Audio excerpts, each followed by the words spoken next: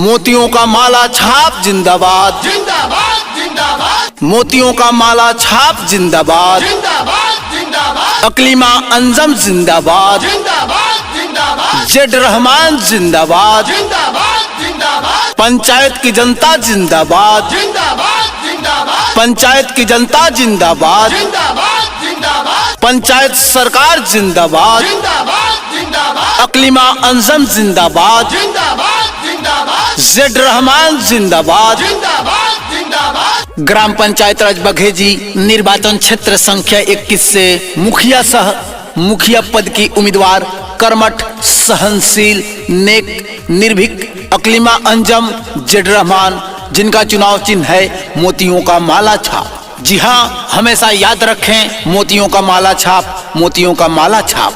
आपका अपना चुनाव निशान है मोतियों का माला छाप, जो ईवीएम मशीन के क्रमांक संख्या 1 नंबर पे अंकित है। तो मोतियों के माला छाप के सामने वाला नीला बटन दबाना है और अपने अकलीमा अंजम जेड रहमान को भारी बहुमत से विजयी बनाना है। वोट देवे जाओ गुथावा पजइहा, वोट देवे जाओ गुथावा पजइहा। मोती माला छाप बटन दबाई है, अकलीमा अंजम के जितई है, भारी मत से विजयी बनई है। दादा दादी चाचा चाची भैया भाभी मिलके एक साथ हो, शिक्षित ईमानदार ई बाड़ सबसे सुनई है, बतई है, जेड रहमान के जितई है।